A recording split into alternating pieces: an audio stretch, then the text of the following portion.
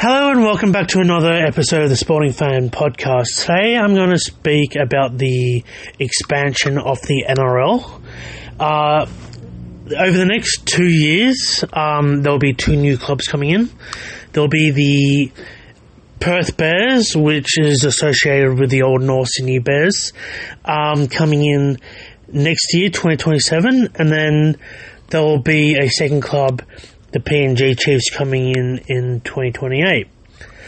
So, with those two new clubs, they both are going to be facing a lot of issues, scrutiny. It's going to be difficult for both of them. I'll first talk about Perth. So, Perth is struggling at the moment. I keep hearing that there's problems behind the scenes. I'm not 100% sure what that relates to, but there's supposedly issues behind the scenes. Now, there's the biggest concern that I've got with Perth is they're trying to build a club from scratch in a non-rugby league, rugby union area. Now, people will jump on me and say Perth has a big South African and English expat community that support rugby.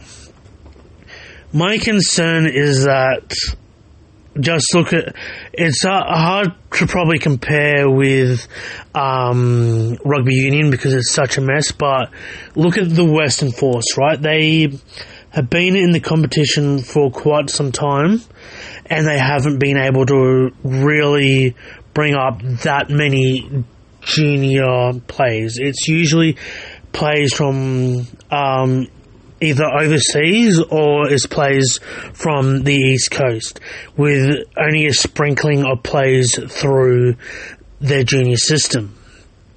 From their junior system, I should say. Now, the NRL is going to have the similar kind of issue. They're going to have one major difference that they're going to have difficulty that they have with Redcliffe, the Dolphins.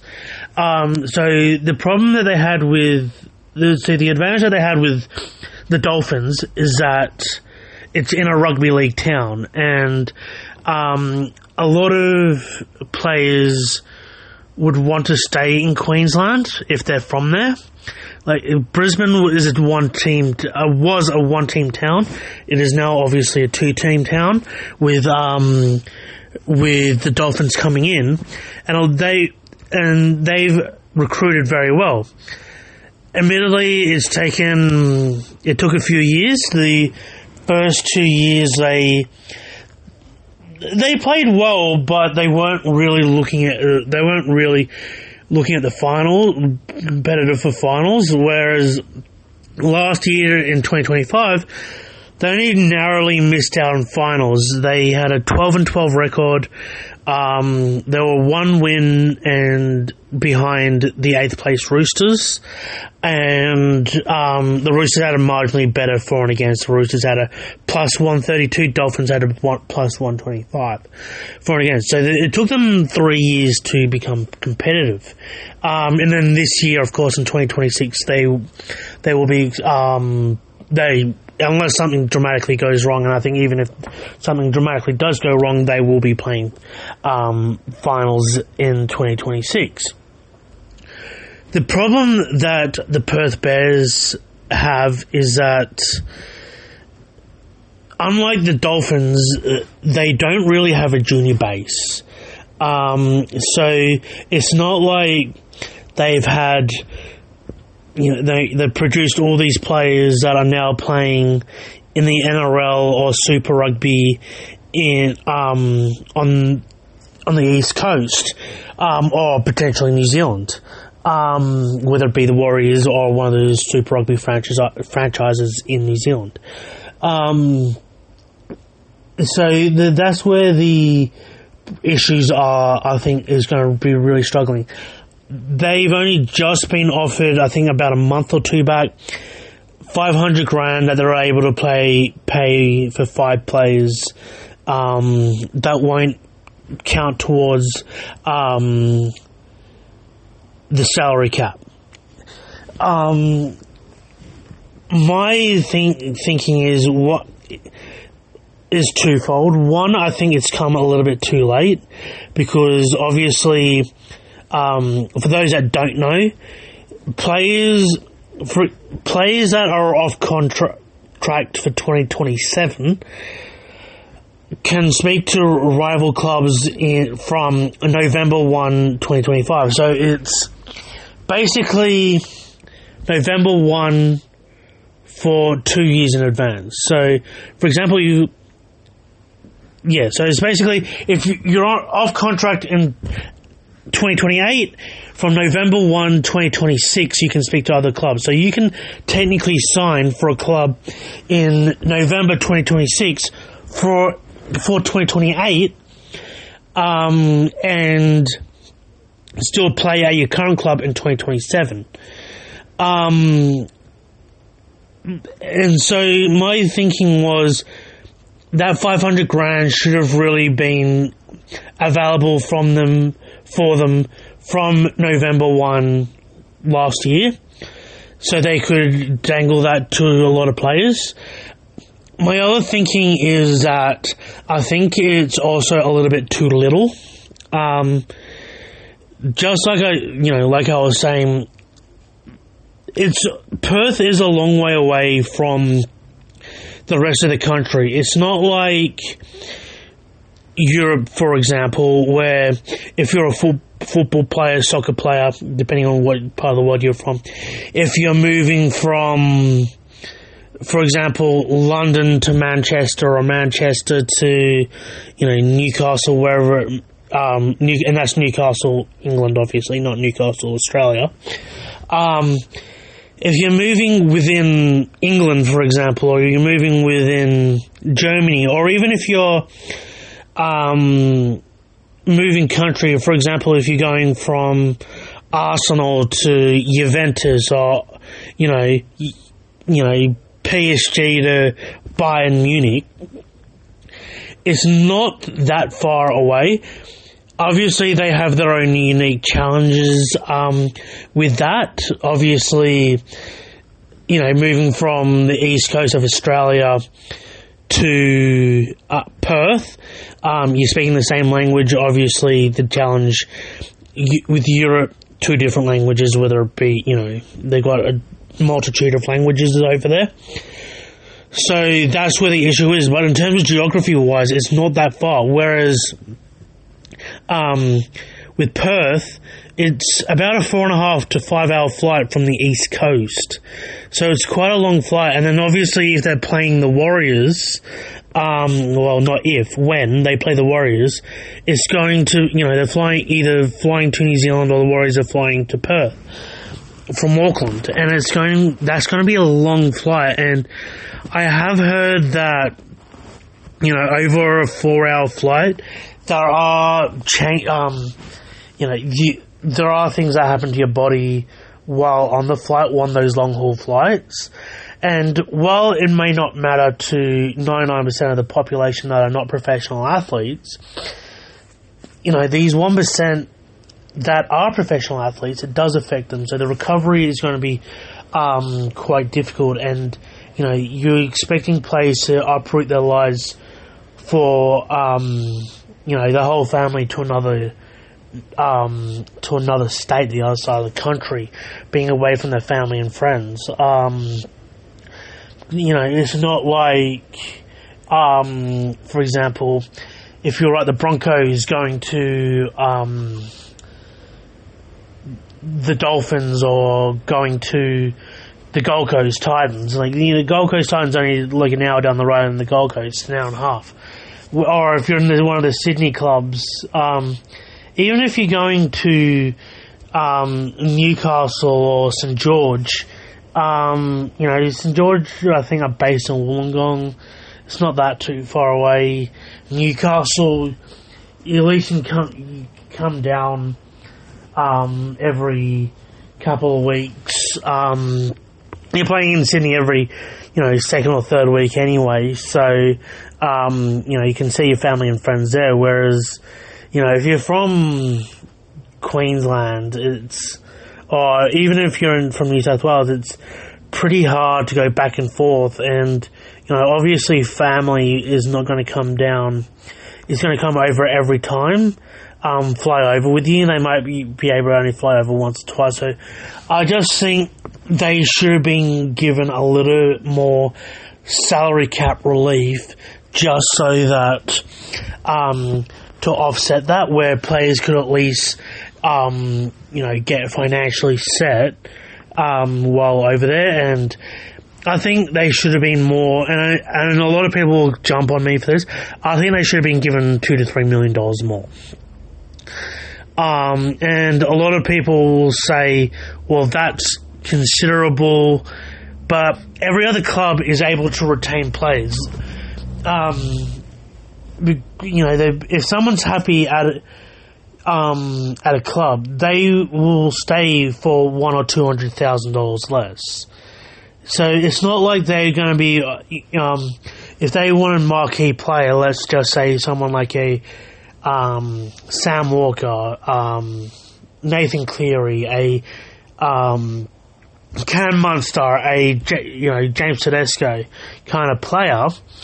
And personally, I don't think they should go after Tedesco. He's 33, coming towards the back end of his career. But if you own Sam as Munster, but point still stands where if they want to attract those kind of players, someone like a Reece Walsh. Reece Walsh, I think that I read the other day, I think is on $1.1 million a year. Sam Walker's currently in negotiations at the moment.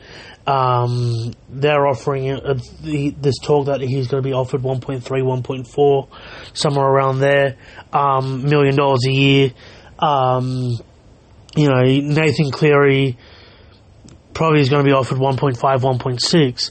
So Perth is not able to really go to Sam Walker, you're being offered 1.3 and maybe I can offer you 1.4, 1.45.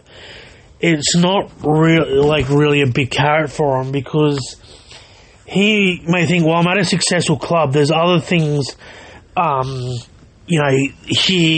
I can get a, successful club, life after football, I'm at a successful club, I might be able to, more likely to play Origin. He played Origin this year. If he goes to Perth, and they're struggling, they may go back to Tom Dearden. So he loses that, and as a result, he may lose third party deals. He may lose, and also if they're struggling, he may lose value on his next contract. Whereas unless they offer him, because currently he's asking for a 10-year deal, he gets offered that 10-year deal. But I just think it's more, if they say he's been offered let's just say even the upper end, what he's asking, $1.4 million a year at the Roosters. If they got that extra $2 million on the salary cap space, they may be able to offer him 1.8, 1.85, and they might be able to build maybe not a Roosters squad around him, like the team that he's got there at the moment, obviously with Westropp-Evans and Daniel Tupou, Tedesco, Nafua White and all that, but they may be able to build a squad that he can look at and go, we might not be competing for the premiership in my first or second year, but we could be at least competing for the 8. Whereas at the moment, none of those real marquee players want to go over there, because they just see it and go, well, there's no marquee player. where they'll only really get players at the tail end of their career or at the start of their career who, for example, that's where the Dolphins got, I believe you pronounce it Katoa, the halfback. The Dolphins got him because, there was Nathan Cleary at at Penrith, and he realised that he was never going to unseat him, so he went over to the Dolphins. That's the only way that they're going to really get players where they've got someone in front of them, and I just think if they gave a little bit extra on the cap, they could have built at least a foundation where they could build upon, and they could show players, look, we can build it, and then within 5 or 6 years they've got a competitive side. And then if they have that extra 2 or 3 million, don't increase it, and then slowly but surely increase it for everybody else. Then within 3 or 4 years it's equal, and then at least by that point they've got a foundation there where they've got a really strong core group of players, and they've got something to build upon, and they're competitive. Where I heard the other day someone was saying that they think this was just after the Cowboys game, Cowboys-Roosters game, where the Roosters won 82-12. And someone was saying, I think it was Paul Kent, was saying he's concerned that they're going to have 100 put on them. And there's a possibility that with the squad that they've got at the moment, they could. And I feel sorry for them, because if they're getting whacked each week, who's going to go there? No one is going to go there. It was a bit like South when they came back into the comp. This is what I'm concerned about. Is they're going to be like South when they first came back into the comp in 2002. They weren't really competitive for really 6 or 7 years, 8 years after they came in back in 02. It took them a long time to be competitive. And then, and it was only that it was really a couple of players took a real risk going there, like players like Roy Asatasi and those blokes. I just think, it might take them a long time. I just think maybe if the NRL sees that they're struggling for this first couple of years, they may give them a little bit of salary cap relief, but I think by that point it might be a little bit too hard, just because too late, because then other teams that are struggling and are habitual, failures that are always right down the bottom, clubs like the West Tigers go, oh well, why are we not getting any relief? Well, what? So I think that's why I think they should have done it from day dot, because I think they've just kind of driven themselves into a corner now.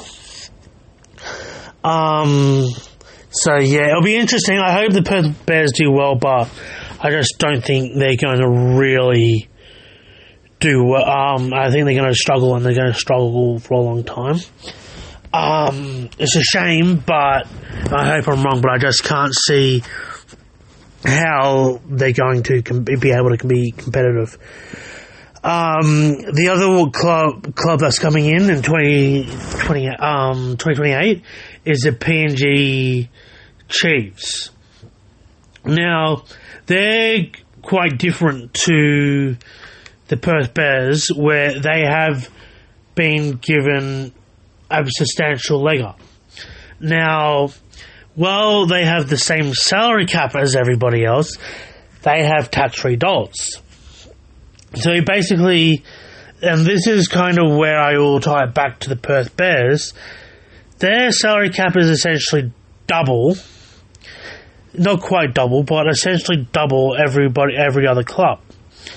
Now, I think this is where it's unfair on the Perth Bears, where they are looking at PNG, where they have essentially double the salary cap, and so they're able to lure all these they will be able to attract a lot more of these top name players, because they're able to get, if they get offered 700,000 at the Perth Bears, not the Perth Bears, the PNG Chiefs, that's equivalent of about $1.3 million a year. Then, because you're not paying tax. And a lot of other clubs won't be able to compete with that. And, Jerome Luai's already gone over there. He's already signed, and he was on $1.2 million at the West Tigers. And so, without the tax-free dollars, a lot of people go, well, why would he have gone? But then he's got the tax-free dollars. And then he's also got the third-party payments, which is apparently, so I've heard, is $3 million over 4 years, so $750,000 a year, which is all tax-free. So that's $1.95 million a year. And then you think about when he's West Tigers, his deal was 1.2, and then let's just say, with third parties, let's just say theoretically he's getting $100,000. That's 1.3 a year, and then he has to pay tax on that. So that's about 700. So he's getting will be getting at PNG is 2.5 times, more than 2.5 times what he was getting at the West Tigers. So they're able to attract a lot more players for a lot less, simply because they're able to get it, have the tax-free dollars. I'm not going to go into the reasoning too much as to why. I think most people have heard, Australia wants to get closer to PNG on the political level. I'm not going to turn this into a political podcast. Whatever the government does, whatever the government does, but that was one of the reasons they were brought in, was because Australia wanted to get closer to PNG. So, that the politics obviously does come into it. Whereas, the club is going to be do I think the club's going to be a success? I think in the short term, it's going to be difficult, because the advantage that Perth has over PNG is that in Perth, people are able to walk around. They can go into the community.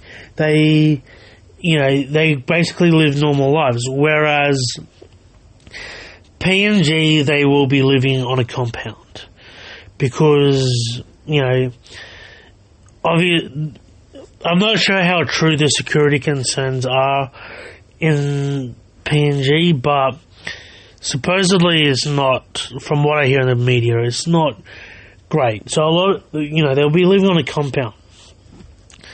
And while it sounds great in the short term, long term, I think it's going to struggle for a lot of blokes and their families, especially if you got kids and stuff. Because basically, or even if you're young, let's just say you're young, you're 22, 23, you don't have any kids yet. You still, while they can't go out as much as everybody else because of because of the expectations and all that on them, they do occasionally would like a beer and go out and have a good time during the season. I'm not saying that they should be going out every weekend and getting drunk or anything, but these boys do want to have a good time. They're still young and want to at least have a little bit of a good life. And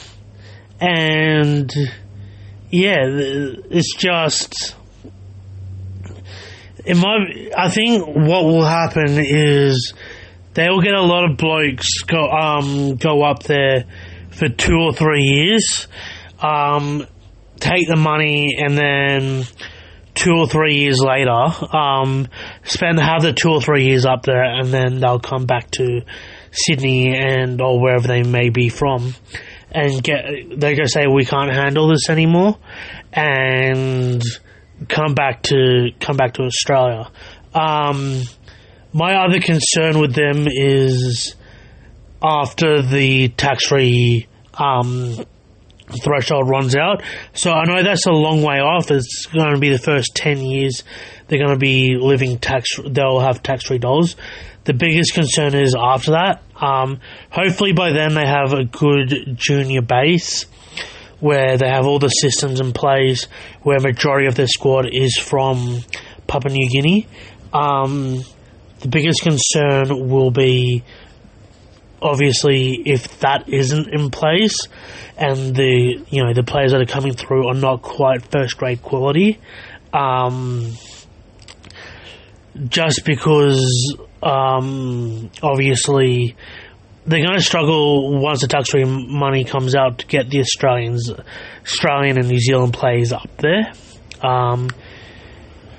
Just simply because, they will go up there for a couple of years, make the money come back, but once they making the same money there as they do down here, then that incentive, that carrot, is not there, and a lot of players going, well, if I can, maybe I'm from the western suburbs of Sydney, and I might not be playing for my junior club that I supported throughout, but I can go to, let's just say, I'm a Penrith junior, and Parramatta offers me a contract, or one of the other clubs offers me a contract, whether it be Parramatta or Cronulla or the Roosters or Rabbitohs, whoever it may be, one of the other Sydney clubs, then you're just going to go, well, why would I go there? Or likewise, if you're from Brisbane, maybe if the Broncos don't offer you one, the Dolphins will, or the Titans will. Like, who are you going to? Where would you rather be? Around your family and friends, or in Papua New Guinea? I know where I would rather be. Around my family and friends. So that's, they can get that's where the big concern is. Now, the next part of this is going to be, there apparently is going to be they're looking at a third club coming in, by 2029. Now, it hasn't been announced, hasn't been confirmed, but it's going to be hard because already at the moment there are teams that are struggling, and they have to really look at where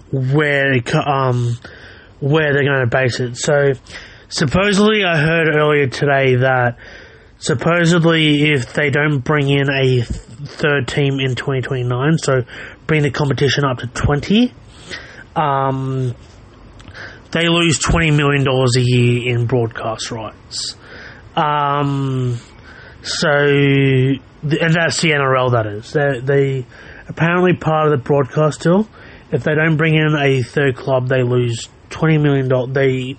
They can take off $20 million. So the NRL is obviously not wanting to lose that. But the other thing that they have to consider is, do we have enough talent to bring in a third club in 3 years? So, because there'll be 4 clubs in, less than 10 years. It'll be 4 clubs in 6 or 7 seasons. Once you add in the once you add in the Dolphins, so that it's going to be difficult. The thing, there's a few different clubs that they're talking about. I know there's another Pacifica team coming in, whether it be based out of Fiji or based Samoa, Tonga, and Fiji. Adelaide's been thrown around, and a second New Zealand team is being thrown around, whether it be based out of Wellington or based out of Christchurch. There's the most common consensus from what I've heard is that it's going to be the Southern Orcas. That's the name of the team. That's going to be based out of Christchurch. That's the one that sounds like has got the best bet about them. So with that, the Christchurch team, I've also heard that the former All Blacks coach Scott Robinson somehow going to be involved. Whether he's going to be head of football, whether he's going to be whether he's going to be head coach, I don't really know. It sounds like he might be the coach. I don't know how crossing over from being a professional rugby union coach to a professional rugby league coach is going to work. If he is head coach, we'll see. But my personal opinion is if they do go to a 20th team, that will probably be the best option, because I just think if they bring in another team in Australia, there's also talk of a third Brisbane team that they're talking about. I just think a second New Zealand team will be better, just simply because if you look at the other other options, whether it be Adelaide, they had apparently half decent crowds when the Adelaide Rams were in, but whether that is viable, I don't think there's really much of a junior base there. It's going to be hard whether you think, whether if they do go with Adelaide, whether it's better to have a junior base there and then have the first grade team, or vice versa, where bringing in the club and bringing everyone in and going, hey, look how great this is, and get the players as part of it to build, talk it up to the kids and build it up. That's a potential option, but I just think why New Zealand's a better option than either another Queensland team, whether it be another Brisbane team or a Central Queensland team, is because if they bring in another, Adelaide, I just don't think there's a supporter base there. I could be wrong.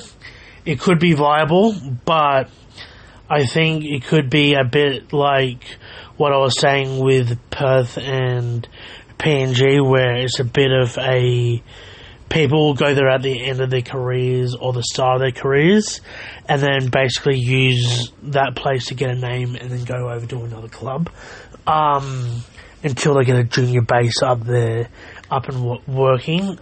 It could be a bit of a transit lounge. Play with that. If that happens, then you don't really get attached to any of the players. Whereas Queensland, you go for another Brisbane team, it kind of, I think it will affect the Dolphins a lot more than the Broncos, because obviously the Broncos have been in the comp since about 88 or whatever it was. They've been in since the 80s. I just think it will affect a lot of the support that the Dolphins have got. and it will really, I think it will really affect the good work that they've done there to get a supporter base. So I think a third team in Brisbane, I don't think you can really put a third team there at the time being. While I do think the players could be there, I just don't think they were now is the right time. Whereas in the central Queensland, I just think it's going to be a little bit difficult to get. I don't know. I just think, big enough stadium, big enough population to really support it. Week in, week. Like, I'm not saying that they won't support the team, but actually financially helping the team, buying memberships, going in, week out. I just don't think there's a population there to really do it. I could be wrong. It could work, but I think it'll be difficult. Also, getting players to, again, it'll be similar to what I was saying with Perth and PNG, getting people to move to central Queensland. Obviously with that population, like I said, it's going to be hard to move there. Whereas, if you have a New Zealand-based team, whether it be based out of Christchurch or Wellington, so it sounds like it's going to be more likely it's going to be based out of Christchurch. There's a few positives there. One, there's already a lot of New Zealand players playing in the NRL, so there's a possibility that some of them may move back to New Zealand, because there's a second team there, so maybe maybe the Warriors players move down, and then that means that they can bring in more players. The Warriors bring more New Zealand players home, and some of the other New Zealand players move to Christchurch. The other advantage that they've got is there's a very strong provincial rugby union provincial squad there, the competition in New Zealand. So Canterbury is one of the strongest teams, which is why the Crusaders have done so well in Super Rugby. So when you look at that, they've got a strong junior base, they've got a strong rugby union base, so I think they'll be able to attract a lot of players, especially in the backs and the outside backs. For example, if you're a fringe Super Rugby player that only plays maybe 2 or 3 games a year with his injuries, and then you have a New Zealand team, and you're a quality winger, but you just you're 23, 24, you're seeing that, well, I'm not really getting an opportunity here, and you may get some offers overseas, but you don't really want to move away. Then the NRL comes along, an NRL squad comes along, and we say, hey, why don't you come play for us? I think they will be able to attract a lot of rugby union players, and I just think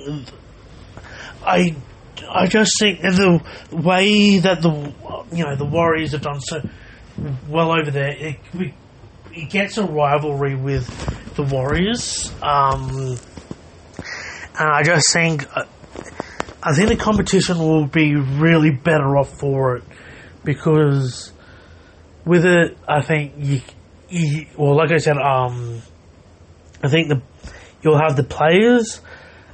I think you'll have a really strong supporter base there.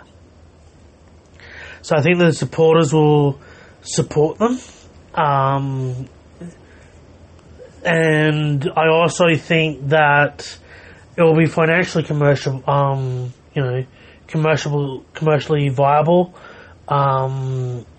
I just think, because there will be a lot of people going there that I think a lot of businesses will get involved. They've got a brand new stadium in Christchurch. I just think it will be the best option for the NRL. And I think it will grow, and I think it will become something great. I think it will become something that will be viable for the long term, and I think it will be the best thing for the club. Best thing for the NRL to go and get another New Zealand team based in Christchurch. It'll be interesting to hear what everyone thinks. Tell me your thoughts, if you agree with me or not. That's the best way to... I'm always interested. But until next time, have a good one.